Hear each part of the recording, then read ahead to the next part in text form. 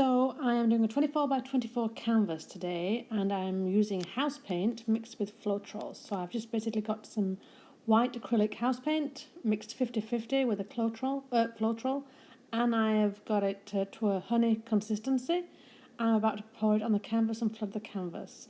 The canvas says I need about 20 ounces. I've only got 16, but in fact I do have enough. So a lot of time now spent while I flood my canvas.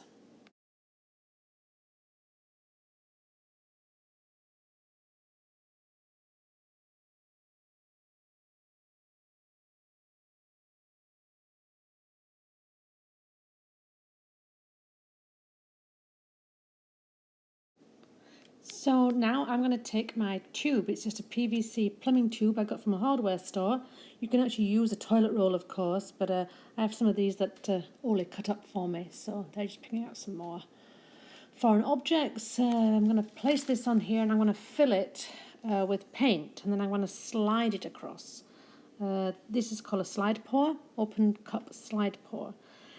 I'm using 3 different colours. I'm using the raw umber from Artist Loft, and I'm using a Sargent bronze, and I'm using an Artist Loft orange. All 3 have been mixed with Floetrol and water, and I'm just layering them in the cup, so you can see in the pipe there. I'm just layering them up. A little bit of white in there, just getting it filled up, and then I'm going to move it across.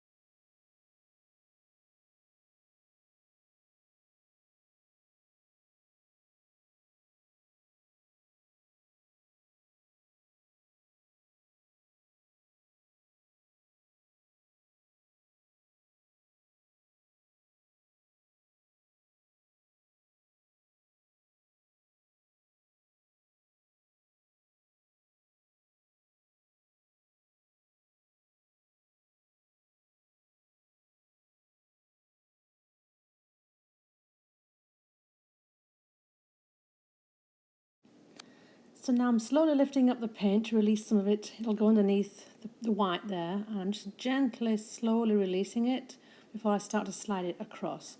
It's a bit of a slow process. You can take your time doing this, and the way supposed to do it is supposed to glide it gently across. You can see there I did it lifted it a bit too much, and a whole bunch of paint came out. So just take your time and gently move it across. You can see there's already cells forming, and remember I had no silicone in here, so that's the Floetrol that does that, the Floetrol mix. So there's the cells coming. So just watch now as I gently glide it across, and again there's way too much paint coming out.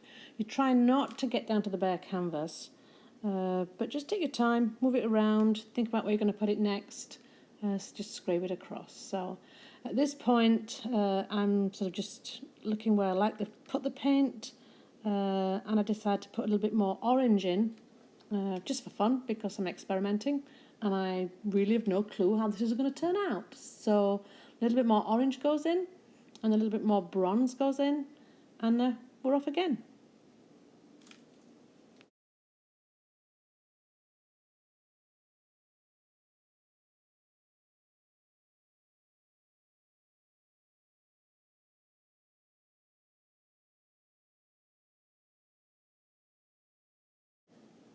So once I've got my paint where I want it to be, I start to manipulate a little bit where I put the white, running it through.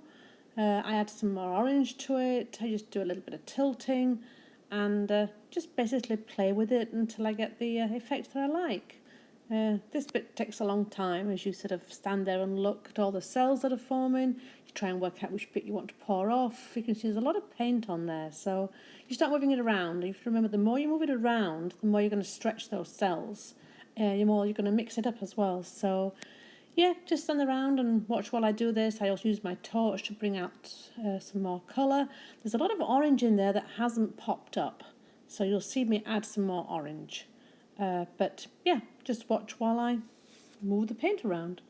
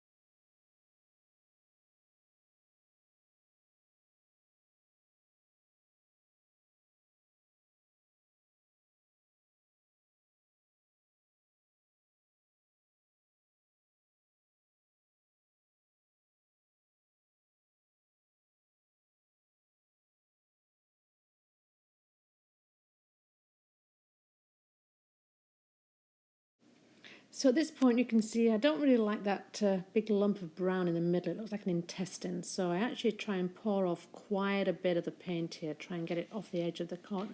I want a lot of negative space. I want to try and keep that negative space.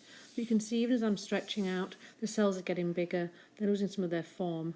And it's a bit of a, a balance between keeping your cells and keeping the lacing and keeping the paint looking good. So yeah, more torching, more blowing, just keep tilting it.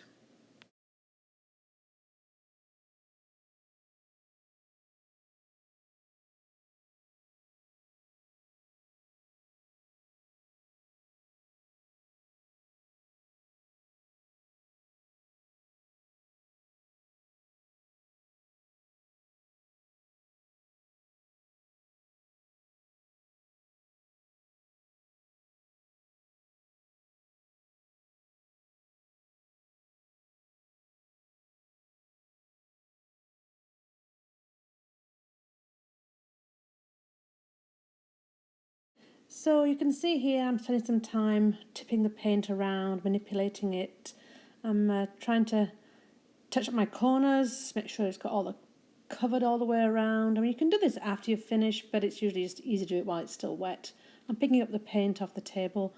There isn't much drip off on this one because I didn't actually tilt it very much, but I still managed to get all the corners and the edges covered. So again, going over again so I can get some more cell action, pulling up the colours out, getting the little cells to pop up, even though there's no silicone in it.